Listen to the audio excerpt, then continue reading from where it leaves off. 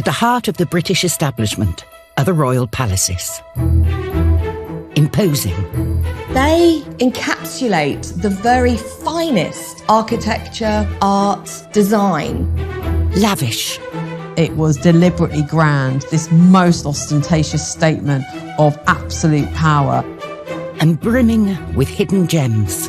You always feel like there's something new to discover. They're the backdrop to every royal event. Every celebration, birth, death, crisis for 1,000 years.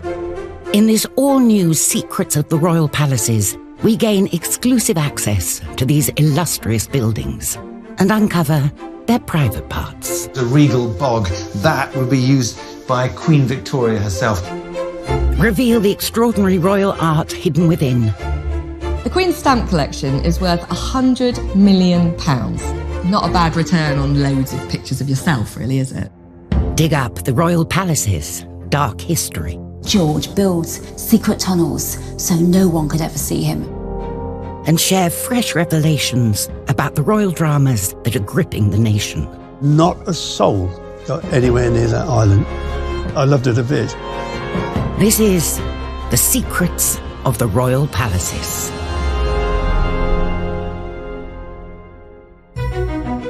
In this episode, the secret plans of a royal king to destroy Hampton Court Palace. This plan shows that they're saving Henry VIII's Great Hall. But for the rest of the palace, forget it. They can level the lot. We uncover the secret symbols hidden in Prince Philip's funeral and why whistles were played. He sacrificed his very promising naval career in order to support the Queen. And we reveal how a queen was butchered alive at the hands of her doctors and left to die at St. James's. Part of her bowel was poking out of her stomach. He had to push it back in again. Instead, the decision was made to chop bits off.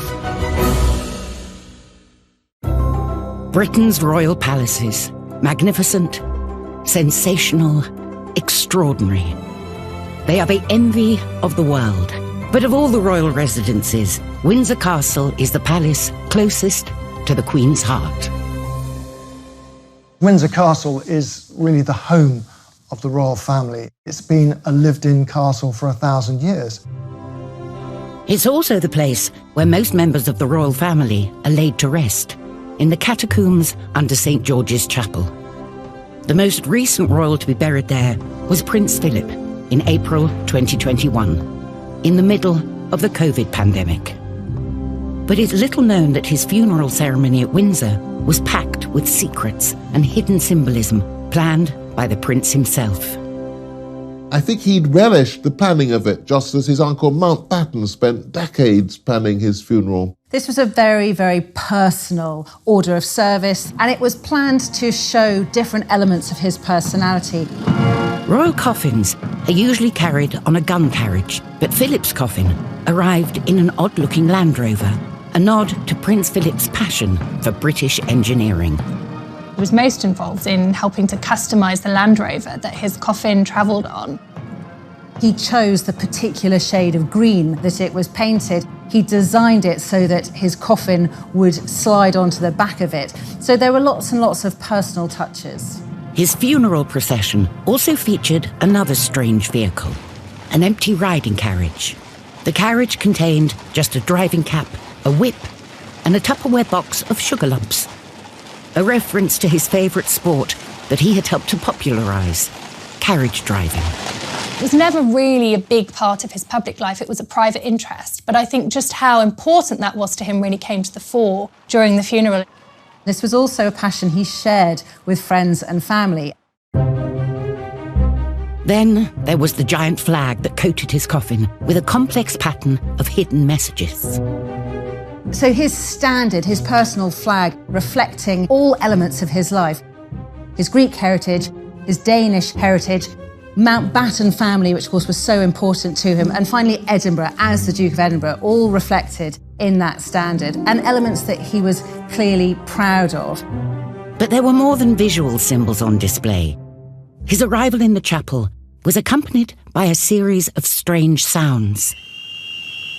Bosun's whistles to honour his record as a naval veteran. These bosun's whistles were used On ships, on the sea, when the noise of the sea was so loud, you couldn't hear a verbal command, but you could hear a whistle, and then different whistles meant different things. As the pallbearers prepared to carry the coffin into the chapel, they whistled the side, used to welcome senior officers aboard, followed by the carry on, the call for crew to resume duties. This attention to naval procedure indicates that the Prince's naval service in World War II remained of central importance to him.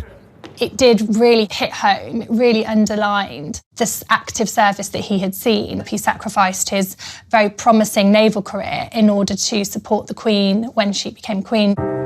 Philip's symbols were everywhere, but they were not the only secret messages on display. Of course, all eyes were straining on that day to see the beautiful bouquet of flowers, the wreath that the Queen had put on her husband's coffin.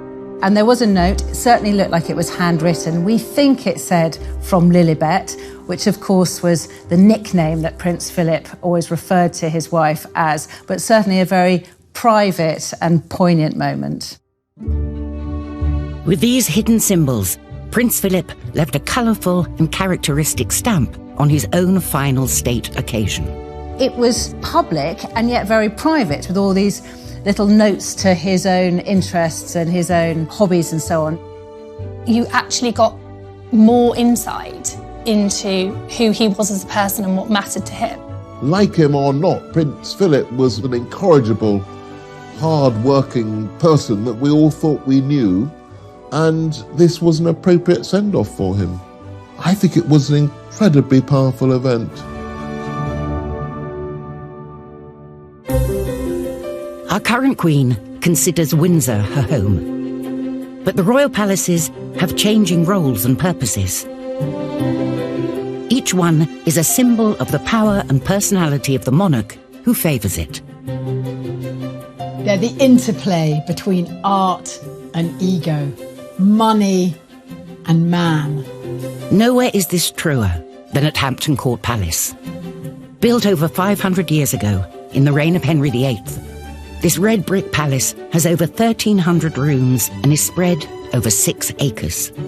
Imagine Hampton Court as this spider's web with loads of different layers and antechambers, and at the centre of it all a great hall. It was an epic structure to accommodate an epic vision. But the truth is, for its original owner, its beauty brought nothing but grief. Because in the reign of King Henry, owning a palace this stunning could be damaging to your health. The visionary who began transforming a modest country house into a vast and sumptuous palace was one of England's first self-made millionaires, Henry's right-hand man, Cardinal Wolsey. Wolsey was the brains to Henry VIII's dash, and both men, as a result of their partnership, ended up immensely wealthy. The relationship between the king and Cardinal Wolsey was a kind of Tudor bromance. In fact, Wolsey was a commoner, elevated by a king who was suspicious of the aristocracy. He didn't trust his nobles, so instead he promoted a commoner, someone who was extremely intelligent, sly, as essentially his deputy. In 1515, Wolsey decided his new wealth and power meant he deserved his own great pad. But unlike the conservative English nobility, the well-read commoner was open to new ideas from abroad. England, it's got to be said at this time, is something of a cultural backwater. At that time, the new art and architecture of the Renaissance was taking Italy by storm. Europe, this is the great era of Renaissance art, from Michelangelo's Italy, the Sistine Chapel, what's going on the continent. Inspired by the Italians, Wolsey built his new palace around 3 courts, or courtyards, 2 of which remain today.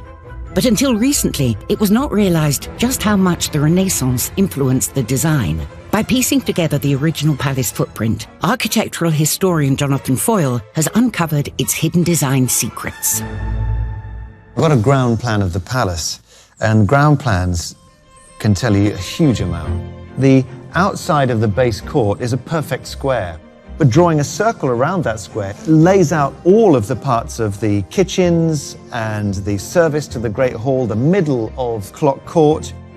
So this use of compasses to create an external shape to discipline your building is part of a new departure.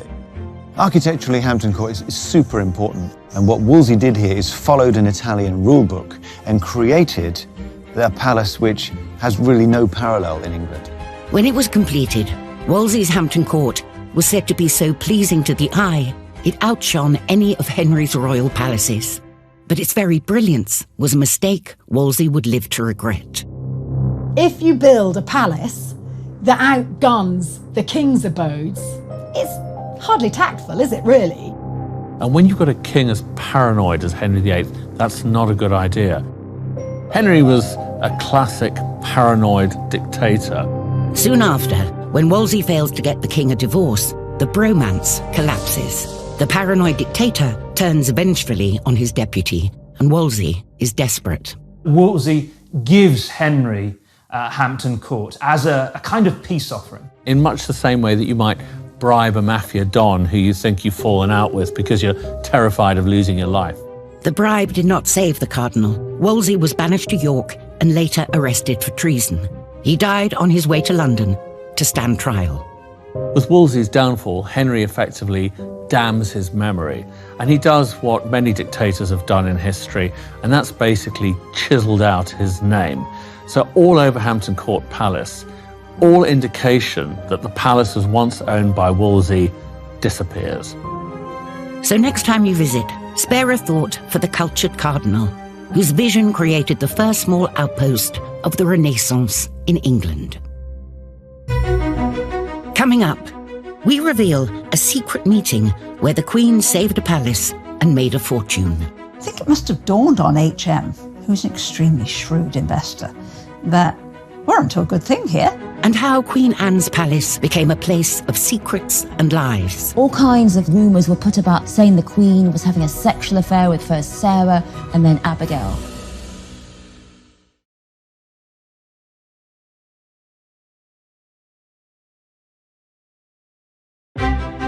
The royal palaces are glorious symbols of our nation's past, present and future.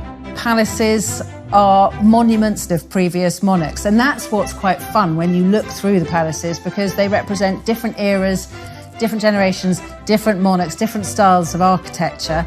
But they are more than just a bricks and mortar link to this country's history. They are a hotbed of passion and intrigue, and none more so than Kensington Palace.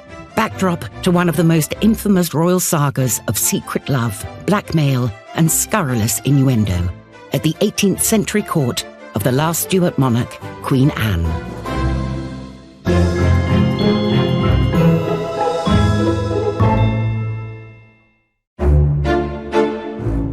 Queen Anne was shy, self-conscious about her looks, desperate to have a child, so she suffered a lot of sadness. Sarah Churchill was the woman with everything. She had wit, beauty, money. She was an incredibly powerful, charismatic figure. She and Anne had been friends since childhood. When Anne becomes queen, Sarah gained money, power, status, and she and her husband were named Duke and Duchess of Marlborough. Sarah believed that Anne was so in love with her that Sarah could do pretty much whatever she liked, but that wasn't true. In 1704, Sarah helped place her cousin, Abigail Masham, as bedchamber woman to the Queen. Sarah thinks that Abigail is very humble, rather lowly. She thinks nothing's going to happen. She thinks it'll create more loyalty for her. But instead, Abigail really sees an opening here. She sees what Sarah's done. And what she starts to do is really get the Queen to be dependent on her. Abigail performed intimate duties for the Queen. And increasingly the Queen starts to say, I prefer Abigail. Sarah feels her power slipping away. She and her husband try to scheme to get Abigail out of the court. They fail. Then they spread scurrilous rumours that the Queen's having a sexual affair with Abigail. The Queen is so hurt by Sarah's lies, she dismisses Sarah from court, and Sarah loses all her privileges and the money tree is cut off.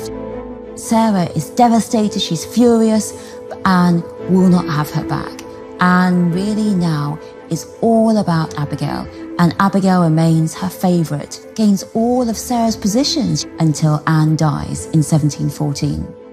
All kinds of rumours were put about saying the Queen was having a sexual affair with first Sarah and then with Abigail. This was the ultimate royal love triangle. We will never know the truth, we can speculate. But what it definitely shows are two women who saw really that they could exploit and use the Queen for their own power and their own privilege.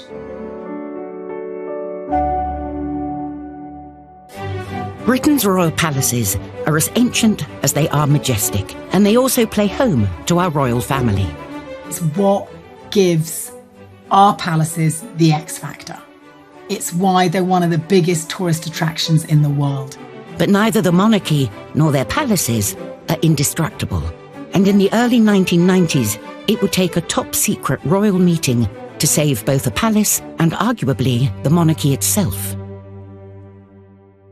On the 20th of November 1992, the Queen suffered a terrible blow when Windsor Castle went up in smoke.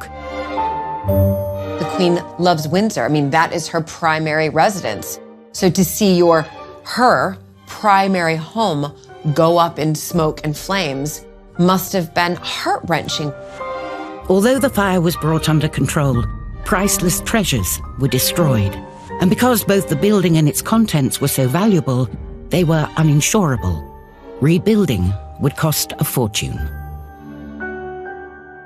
The repairs for the castle were going to cost a considerable amount. Reports suggested, up to £60 million, potentially. The prospect of this enormous bill being borne by the taxpayer caused a popular revolt. It was a bit of a shock when it was announced that the public would be paying for it. We will be footing this. That did not go down very well. The divorces were happening, there was a lot of bad publicity going on with the royal family. We were coming out of a horrible recession. There's still a lot of unemployment, lots of people short of money. And then there's the Queen, expecting us to dip into our pockets. The monarchy was in crisis. Both their finances and their very legitimacy may never have recovered. But behind the scenes, the Queen would act, convening a top-secret meeting of senior royals to plan a way forward.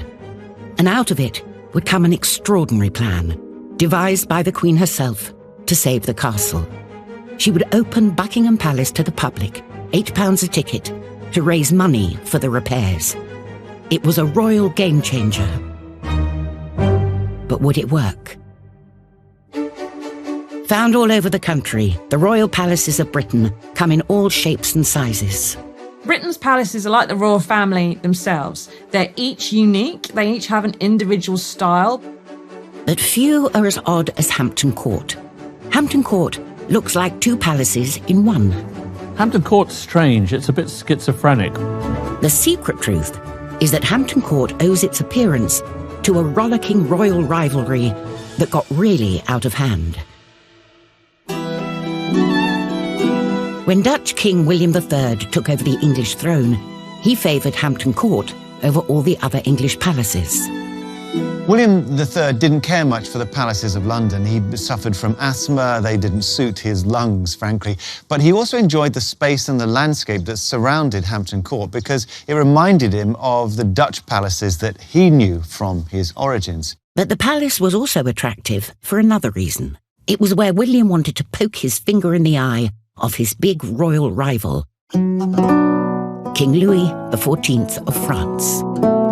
The rivalry between Louis and William was baked in. Louis XIV thought he was the most important monarch in Europe and arguably the world, styling himself the Sun King, by which he meant everything revolves around me. Louis had just trumped William by unveiling his new mega palace, Versailles. Other monarchs of Europe saw what Louis XIV had achieved with Versailles just outside of Paris, and they were awestruck. There was nothing like it anywhere else. And they were all extremely jealous. I mean, they are quite annoying, the French, aren't they, when it comes to architecture? They just did it way better than us. It was like eye candy. And I think William wants a bit of that. He thinks, I can do this better than that. I'm French king. Hampton Court was the perfect location for an English mega palace. What William III could do here is not only rebuild a palace, with a kind of similar air of magnificence, but surround it with gardens and statuary and fountains that made a political point. This was one-upmanship. Hampton Court was to be Versailles-on-Thames. William hired top English architect Christopher Wren, and within a few years, Wren had torn down and rebuilt the south and eastern facades in the same Baroque style as Versailles.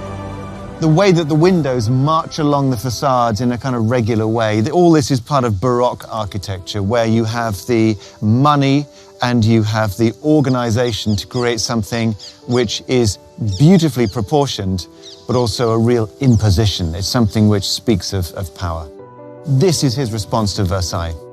And in the gardens, William couldn't resist another dig at Louis. The statue represents Apollo, who Louis XIV reckoned that he was incarnate. It shows Apollo, but does it show him in glory? No, it doesn't. It shows an Apollo looking north to William III's palace. He's covering his eyes. He's saying, all right, it's a fair cop. I've been outshone. But a secret set of rarely seen plans reveal that William and Wren weren't finished with their renovations. This is a ground plan of the palace that William and Mary wanted to be built. It's from Christopher Wren's office. And on this side, it's where Clock Court is, and that was where Base Court was to be demolished. And then north of the hall were the kitchens and the yards out that way. So all this area was to be swept away. This plan shows that they're saving Henry VIII's Great Hall. The rest of the palace, forget it. They can level the lot because it's just kitchen buildings, it's storage, it's old-fashioned. Pull it down. They want something neater, newer, grander. Something which isn't ashamed to stand on a European stage. If the plan of William and Wren had been followed, Tudor Hampton Court as we know it would be gone. So why is it still here today?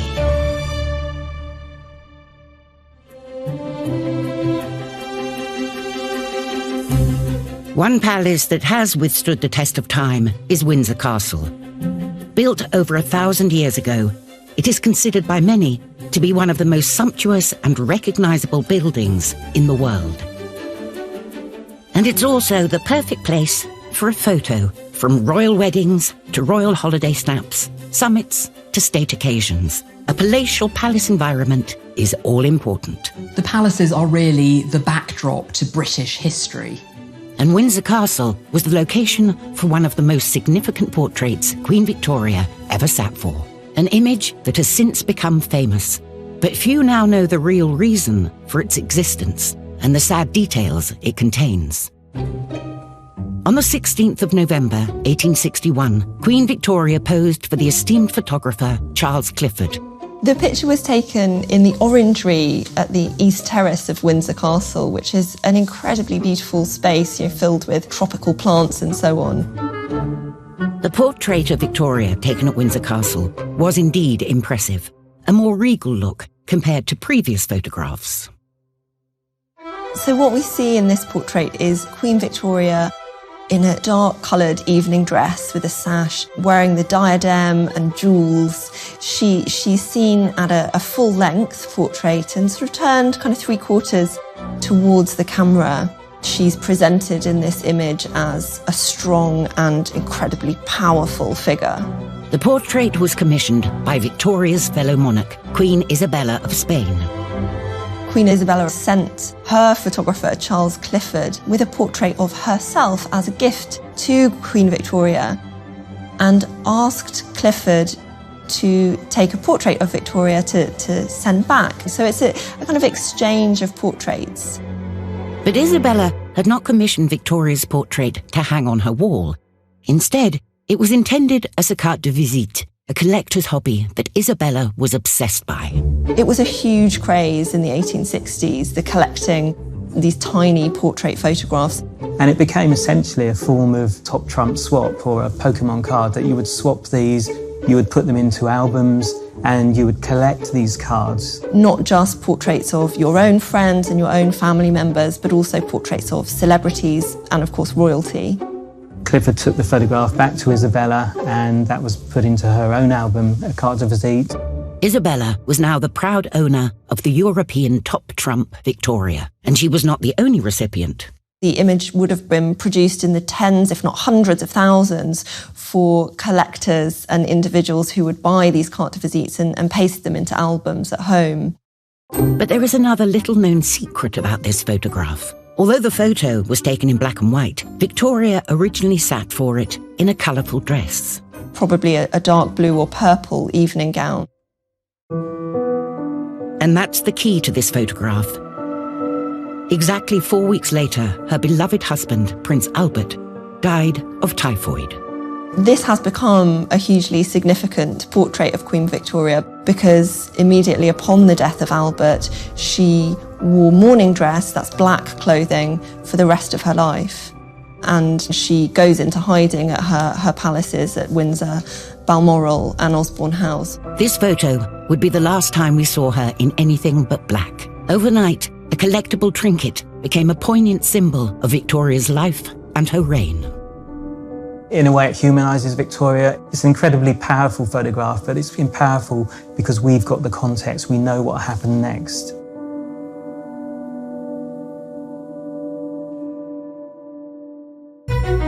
Coming up, we discover that the reason for the palace's survival is visible in Wren's stonework. The reason is because any stone brought from Dorset down the English Channel would now be travelling through a war zone. And we reveal the surgical disaster that led to the demise of a queen at St. James's Palace. They kept on chopping and chopping and chopping to try and get themselves out of the hole, but there was nothing they could do.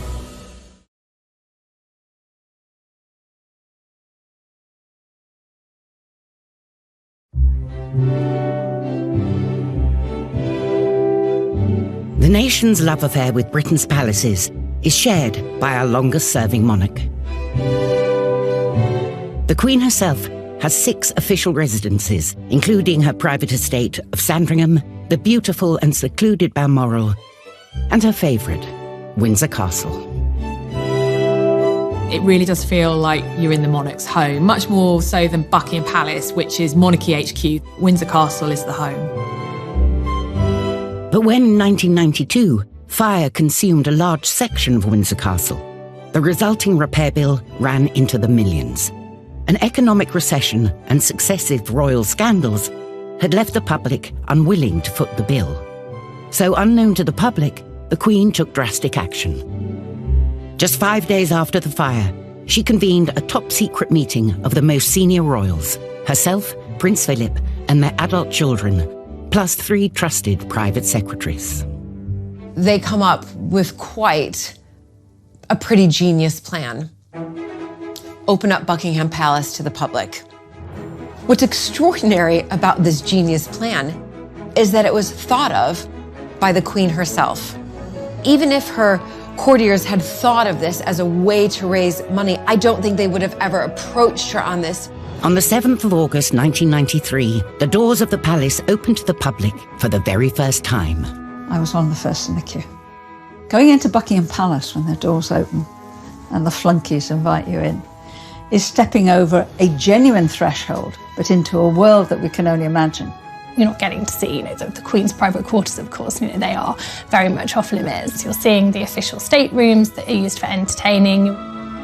But actually to go round the staterooms into the throne room, actually to look longingly at the throne and think, is anybody looking around? Can I go and sit on it? In some ways, the reality was a bit of a shock.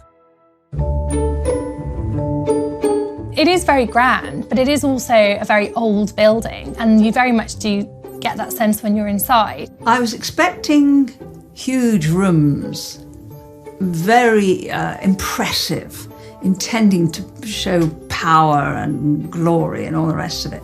And there was a lot of red and a lot of gold, but it was all tarnished and dusty. And it was clear there weren't enough staff around to keep it in pristine order. But despite its scruffy appearance, the public flooded in. Buckingham Palace is considered the most iconic royal palace across the globe. Sign me up is what people are thinking. These tickets sold out years in advance. The original plan was to open for only a limited time, but the extraordinary demand made the royals reconsider. And the tickets went, hotcakes. What the Queen's realised is it's an absolute goldmine. I think it must have dawned on HM, who's an extremely shrewd investor, that we're onto a good thing here. And actually, if we keep doing it, we could get rid of those cobwebs. We could change those drapes. We might have real gold leaf up there again, as Victoria and Albert did. And I've been there to the Royal Palaces since. They look an awful lot smarter. They're cleaner. The toilets are modernised. Much better. Turns out to have been a genius stroke to say that Buckingham Palace was to open. The disaster of the Windsor Castle fire, not only was it brilliantly reconstructed, under budget and ahead of time, but the public ended up not paying, and something else happened, which was a terrific moment of openness, Buckingham Palace being somewhere that anybody could visit. In a real sense, the monarchy was reborn from the ashes. We feel much closer to the Queen now. We feel still in awe of the whole institution of monarchy. But I think the Queen has shown that you can change, and that as you get older, you can get more innovative and probably richer. At one time or another, most royal palaces have had a makeover. Almost no royal palace is as it was originally built. Every monarch who comes in has changed it, renovated it, thrown an extension on the side. But few have been left with such an extraordinary schizophrenic appearance as Hampton Court. As part of his renovations, King William III had wanted to level the old Tudor side of the palace. But something made him stop. The reason is written into the stonework on the southern facade. The stonework at the south front holds a secret. If you look at the colour of the stone, you can see it's white stone on that pavilion end. That's Portland stone from Dorset, brought to London by Christopher Wren along the English Channel. And then you get Oxfordshire stone, the yellow stone. So you start to get this variation. It's all a very jolly kind of design. You can see Portland stone back in the middle, but then when you get round to the West Pavilion, where it should be white again and balance out the white stone in the east, it's yellow. The reason is because any stone brought from Dorset down the English Channel would now be travelling through a war zone, because England was at war.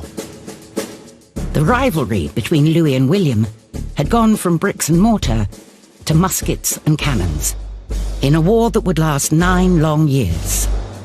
William was really keen to prosecute this war against Louis, to put him back in his box, but it came at a cost.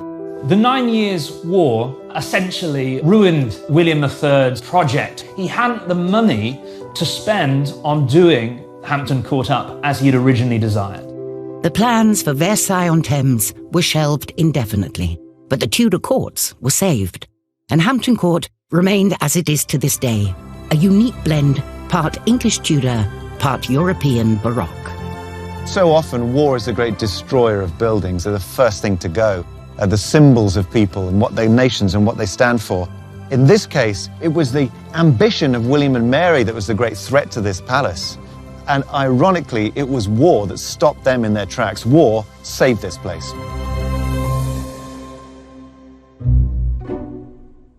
The grandeur of royal palaces is not restricted to the buildings. Royal parks and gardens also play their part in creating the sense of regal prestige. One of the first green-fingered royals was King George II's wife, Princess Caroline of Ansbach. From her home in St. James's Palace in the 1730s, she masterminded the beautification of nearby Hyde Park and the creation of the much-loved Serpentine Waterway. But all Caroline's abilities could not save her when the doctors called.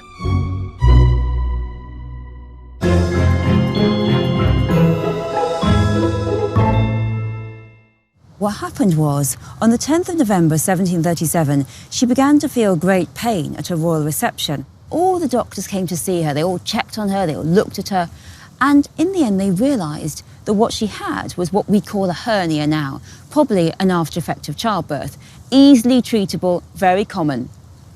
What they had to do was part of her bowel was poking out of her stomach. They had to push it back in again.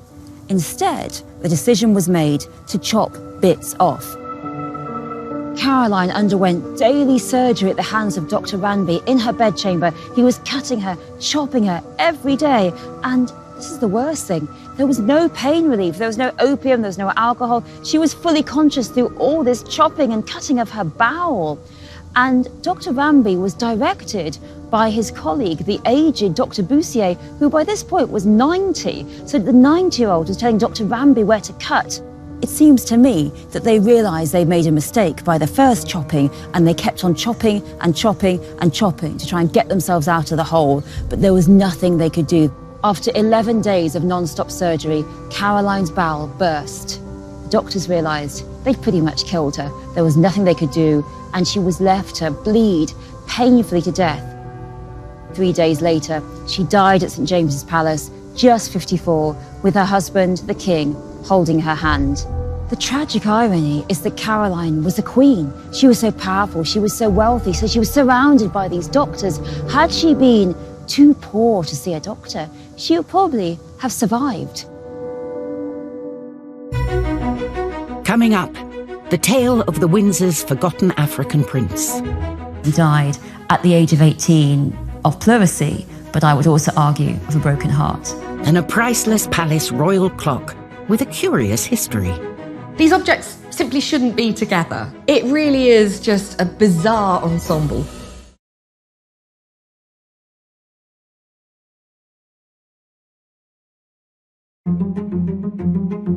People travelled from all over the world to visit Britain's magnificent royal palaces. Windsor Castle alone gets more than 1.5 million visitors a year.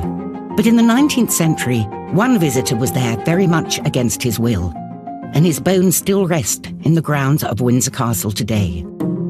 This is the tragic tale of Prince Alimeu of Ethiopia.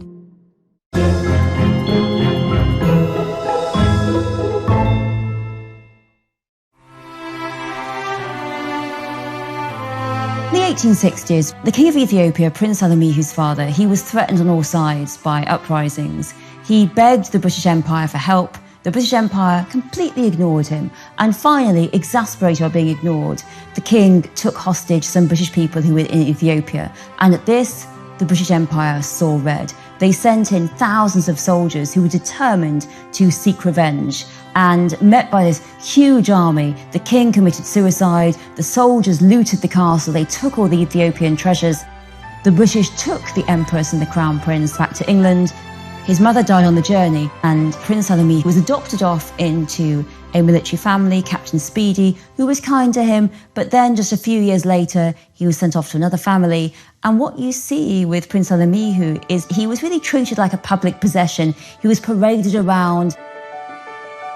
The prince was in this impossible position because on one side, he was expected to perform the role of the perfect English gentleman. And on the other side, he was expected to be the African symbol, the African prince. So it was very difficult for him to be both of these things at the same time. And on one hand, they were erasing his past, and on the other hand, asking him to be Ethiopia to show that Britain was so benevolent and kind and had rescued him. So Prince Alimeu was sold to the British public as a rescue, as being saved, as yet another black person rescued by white people and giving him a better life. Instead, he lived a life of misery, of neglect, of being used as a spectacle in England, and finally died at the age of 18 of pleurisy, but I would also argue of a broken heart. Queen Victoria said how sad it was that he died alone and friendless. And that's quite an irony, considering it was Britain who took him from Ethiopia and then condemned him for a life of misery in Britain itself, passing him between schools and families, saying he was an honoured guest, but really treating him like a prisoner of war. And he's buried at Windsor, which seems so wrong. Why weren't his remains sent back to Ethiopia so he could be finally at home in the place of his birth?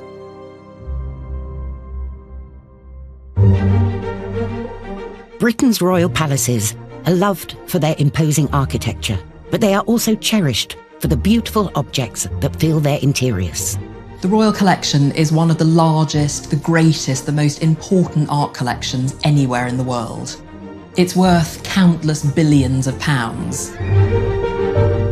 Buckingham Palace houses its fair share of royal treasures, but few are as odd as an ornament that graced the mantelpiece in the palace's Chinese drawing room for over 150 years. The curious, Keiling clock.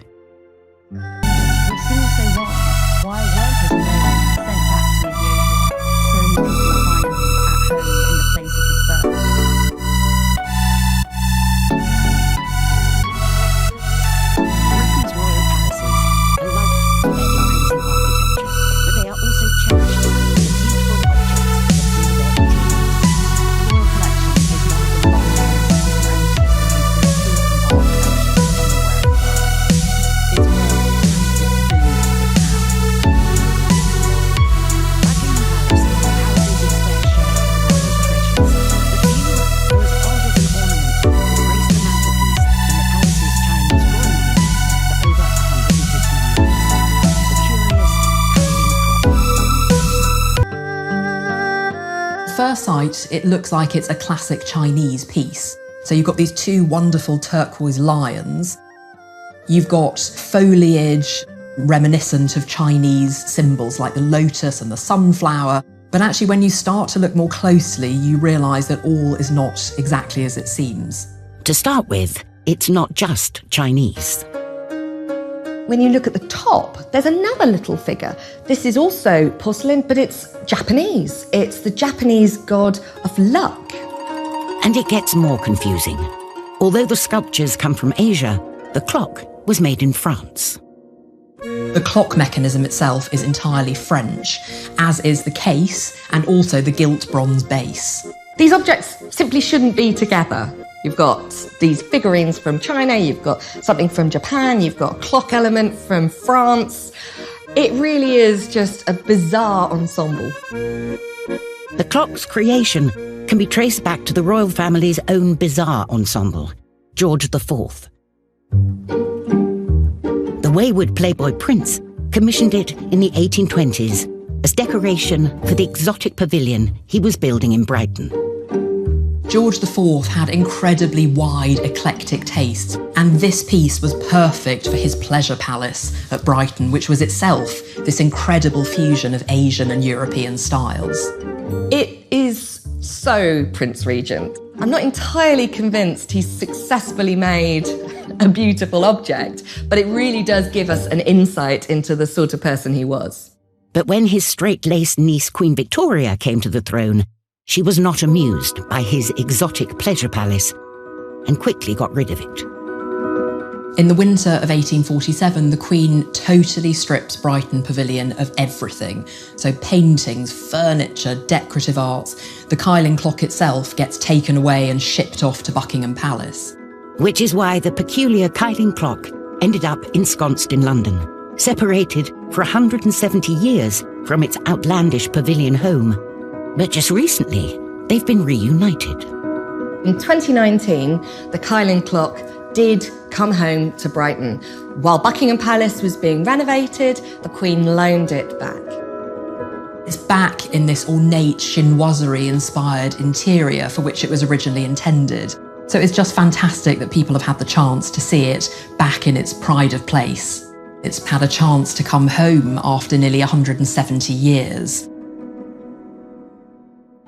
Next time on Secrets of the Royal Palaces, we uncover the inside story of the hours after Diana's death. Just for that millisecond, we thought she was alive.